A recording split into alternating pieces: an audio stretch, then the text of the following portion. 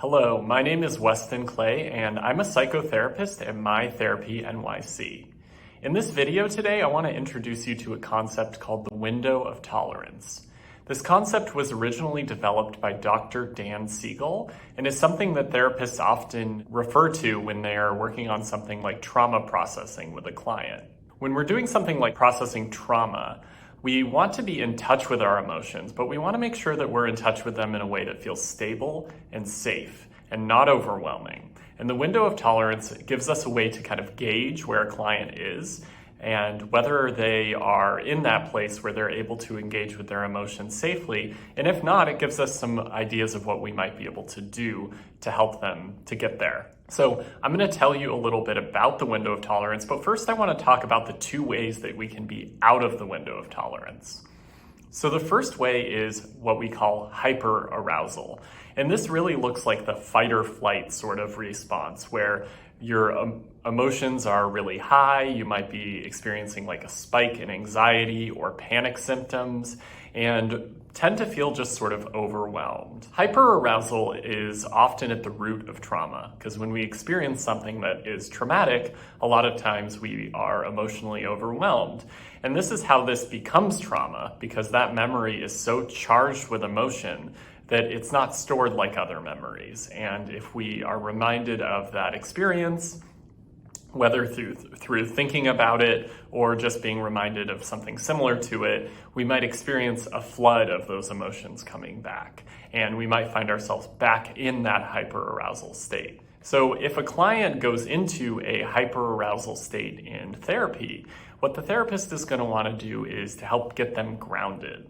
There's a few different ways that this can happen.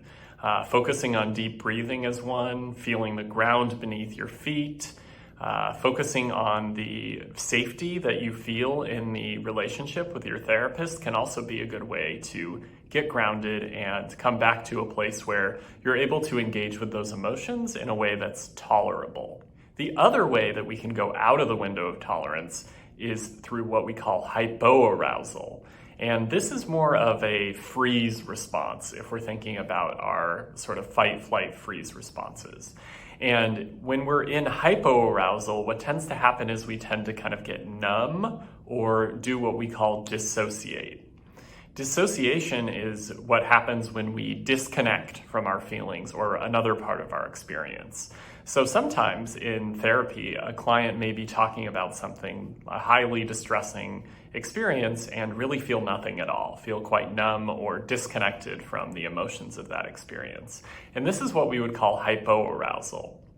And this is also a place where it's really difficult to make much progress because you're not really connected to what's happening or what you're experiencing or the feelings about it.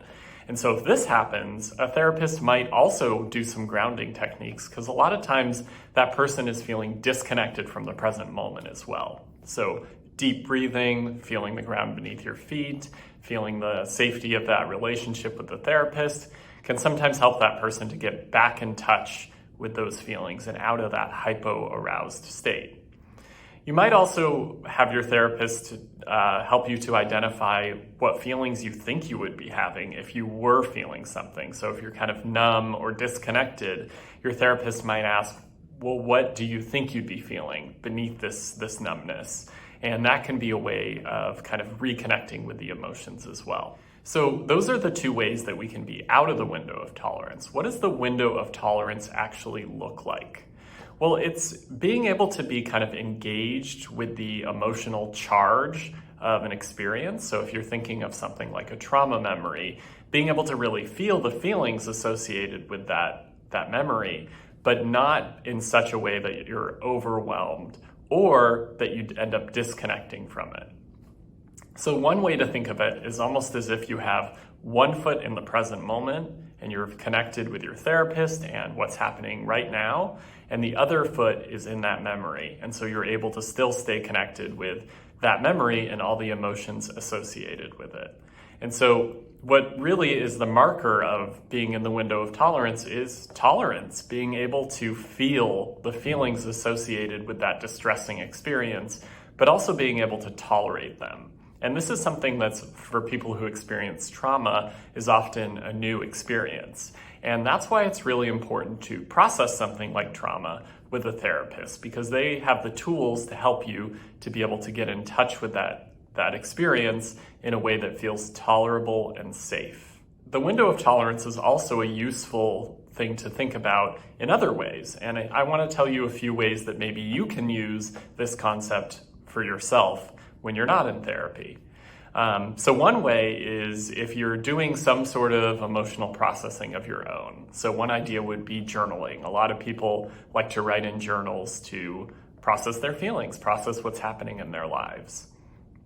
If you are journaling and you are processing something emotional, you might want to check in with yourself and think, am I in touch with these emotions and are they tolerable?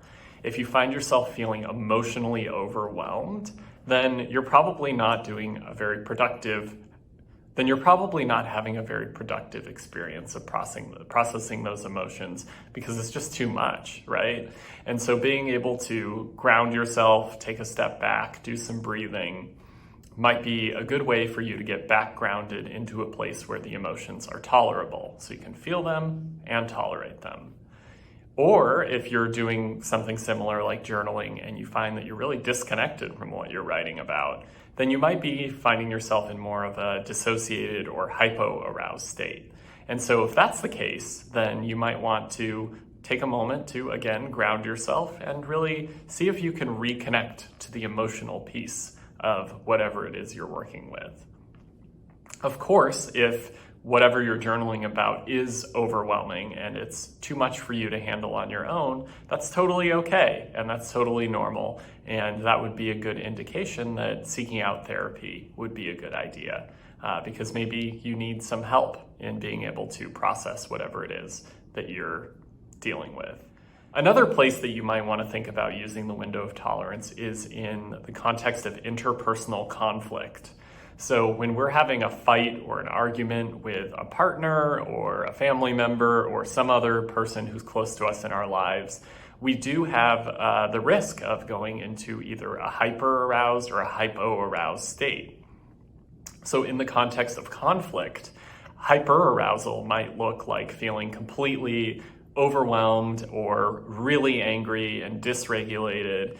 And this isn't a very great place to work out an interpersonal conflict, right? If you're so angry that you can't really engage with the other person in a healthy way, then maybe you need to switch gears. So just like your therapist might detect hyperarousal in the session and do some grounding techniques, maybe in that moment you need to disconnect from the person that you're in this conflict with and go do some grounding yourself, whether that's taking a walk around the block, doing some deep breathing, whatever it might be that will help you to get back into a calmer place so that you can talk about this conflict in a way that's more tolerable.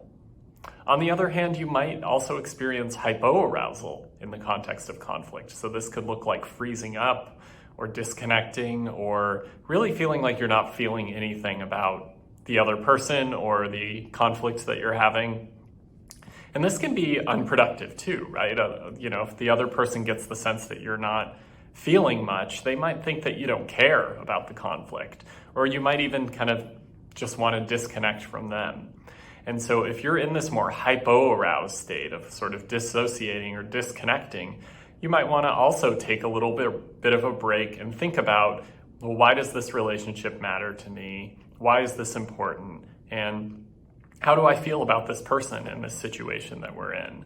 And maybe be able to kind of reconnect a little bit with what's important to work out in this conflict. So if you can find yourself back into that more tolerable place where you are emotionally engaged, but you're not overwhelmed by that, then you're in the window of tolerance, and it's probably a better place to be able to work through something with that other person. So this is just a brief introduction to the idea of the window of tolerance. If you're in therapy, especially if you're doing something like processing trauma, you might want to talk to your therapist about this idea, or keep it in mind to give yourself an idea of when you are in that window of tolerance or when you might be experiencing something like emotional overwhelm or dissociation, and maybe need to switch gears with your therapist and get back in touch with the emotional content of that memory in a way that is safe and feels like you can handle it. And of course, you can also use this concept to consider ways that you can process your emotions on your own or process emotions with other people if those emotions are not so overwhelming that you would need to do that work in therapy. So I hope that you've enjoyed this video. Thank you so much for watching. If you're interested in more videos like this, you can visit the My Therapy NYC website, which is at mytherapynyc.com. We have a bunch of blogs, video blogs like this one. We have great webinars from myself and other colleagues. And you can check out our services. We offer a lot of different services at My Therapy NYC, including trauma treatment. So thanks again for watching and take good care. Bye.